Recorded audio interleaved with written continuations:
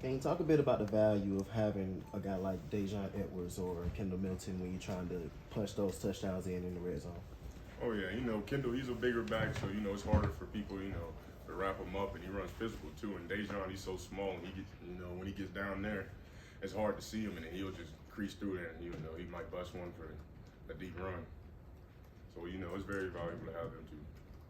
And then Kendall too, he'll run through somebody's face too. Oh yeah. Hi, Warren. Ian from Brunswick. Just curious on your thoughts of the Georgia-Florida game growing up, and obviously having a lot of people, kind of Georgia students, come down to that area. You know, what your thought process on that was growing up? Oh yeah. Growing up is always was a huge experience. Everybody comes into town. Cookout. Just all the family come back into town. My uncles, they normally come down for it. So, growing up, that was just a huge experience for me.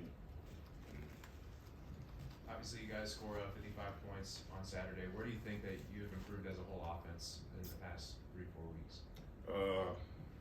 Being more consistent, being more consistent on third downs and in the red zone too. Scoring touchdowns once we get down there.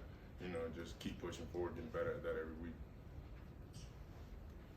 From looking at yourselves and self-scouting and stuff over the past couple days, where is this offense right now? Do you think y'all had a bit of a lull there for a while? Where are y'all at as an offense heading into this home stretch of the season? We definitely had our struggles. A lot of penalties were messing us up. We weren't scoring in the red zone, so we had to, get back to work and, figure out that stuff. And then just little mistakes that we were messing up on that was preventing us from having those huge plays and, bringing us back and all that type of stuff. Offensive line was on the midseason list for the Joe Moore Award today. Just how exciting is that for this group, and where do you think y'all have improved the most over the course of 7 games? Yeah, I just saw that actually walking up there. That's a huge accomplishment for us, but we want to win it. Being on the list, we're excited and we're thankful for being on it, but we want to win it. And I think we've become more consistent in the run game, but we have to do better. Still little stuff that we need to fix, and yeah. So can you talk about how much of a weapon it is to have two backs like Milton and McIntosh that have they obviously can do both in the run and the passing game, but having McIntosh in the passing game and having Milton as a threat in the run game, how much of a weapon that is to have for the Georgia offense? Oh yeah, it definitely spreads the defense out too. Because he may put Kenny out there, and that drags the linebacker out there. So now he's 1-on-1 with Kenny. So we really like that, and then we will have Kendall may fake it out there and run it right up the middle with Kendall. So it's a huge value. You keep mentioning like little things that are holding up. Like, is that execution little things? Is it lack of focus stuff like penalties? Like, what are the little things you've seen and then y'all are really focused on improving? Definitely penalties, and then technique stuff. Not taking the right step, not having your hand where you need it, not having the correct hat placement and stuff like that, and it prevents us from having big runs. Nolan, who we're going to hear from in a minute, from Savannah, makes big plays in this game last year. Can you tell that the Georgia-Florida game maybe means a little bit more to him, or he's maybe a little bit more amped up going into this game, given he's from that area and what he's done in the past for this team in that game? Oh yeah, last year he had a great game. I think he had a strip fumble, then he didn't catch the pick, but he tipped it, right? Trayvon picked it, and I think he tipped it, and he picked it up. But Nolan, he plays like that every game. He's always amped up. He's always ready to play. As soon as we get in the locker room, he's talking, he's making sure everybody's locked in, and we're all ready to go. Warren, as an offensive lineman, how valuable is a bye week as far as just wear and tear and trying to get through an entire SEC slate as an offensive lineman? Oh yeah, it's definitely.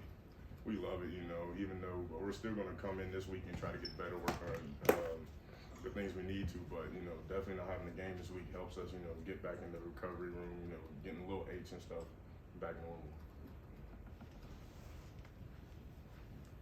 Can you talk a bit about where you've seen Stetson grow from last year to this year? And obviously you guys go to him a lot in the passing game now. What kind of allowed him to grow from where you stood on the field? I think just being more vocal. This year he's been way more vocal than he was last year. He's making sure everybody getting in the right spots. And in that practice, he's just picking us up, making sure everybody's ready to go. Do you find it valuable to go over some teams during this open week that you're going to face later in the season in terms of learning some of the concepts or some of the schemes that you recall when those games come up later? Hey, what do you think you picked up on? Kirby said that you guys are kind of touching on some of the opponents that will face the next 5 games. Do you remember that as those game weeks come up in terms of the concepts or schemes that you learned? Is it valuable to learn? Oh yeah, we started a little bit from each team, and when that week comes up, you'll remember it. It'll click for you once we get out there and we start doing the reps. It'll click for you like, oh yeah, we did this during the bye week. So yeah, it definitely does. Sorry.